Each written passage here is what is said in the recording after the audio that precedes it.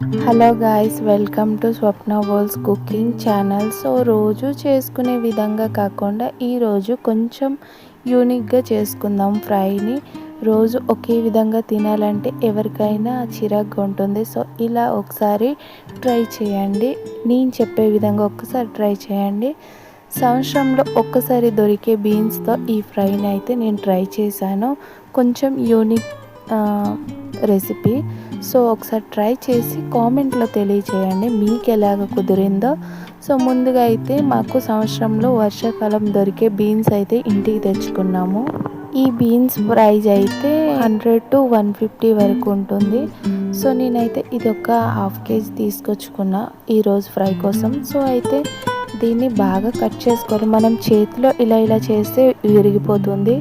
దాంతో ఒకే ఆలుగడ్డ బాగా సన్నగా ముక్కలు కట్ చేసుకొని బాగా వాష్ చేసుకోవాలి. ఒక 3 times కొంచెం ఉప్పు వేసుకొని వాష్ చేసుకుంటే ఎక్స్ట్రా డస్ట్ ఏమైనా ఉంటే పోతుంది.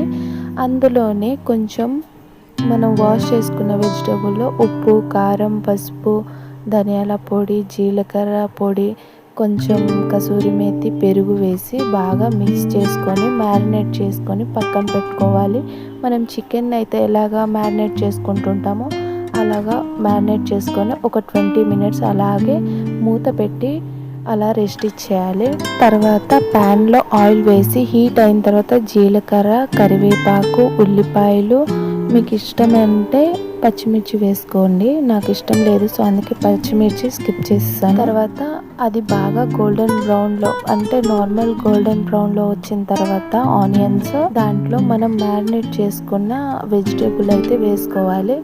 సో నేను ఇలాగా క్లోజ్ చేసి కుక్ చేసుకుంటుంటాను. అప్పుడప్పుడు ఆనియన్స్ త్వరగా మగ్గిపోతుంటాయి కాబట్టి. సో ఇలాగా నాకు బ్రౌన్ కలర్, లైట్ బ్రౌన్ కలర్లో వచ్చేసింది ఆనియన్స్. ఇందులో మనం మ్యారినేట్ చేసుకున్న వెజిటేబుల్ని అయితే వేసి హై ఫ్లేమ్లో 10 minutes అంటే 10 minutes కన్నా కొంచెం తక్కువ సమయం వరకు మనం బాగా కలుపుకుంటూ ఫ్రై చేసుకోవాలి. ఎందుకంటే అందులో ఎక్స్ట్రా వాటర్ అనేది ఫామ్ అవుతుంది కదా, అవన్నీ ఇంకిపోయేంత వరకు, ఆవిరయ్యేంత వరకు మనం ఫ్రై చేసుకోవాలి.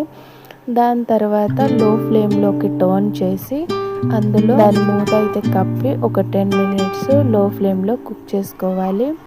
బాగా కలిపిన తర్వాత అందులో home made garam masala add చేసుకోండి. ఇంట్లో తయారు చేసిందే. నేను ఇంట్లో తయారు చేసిన గరం మసాలా రెసిపీ కూడా మన ఛానల్లో ఇచ్చాను.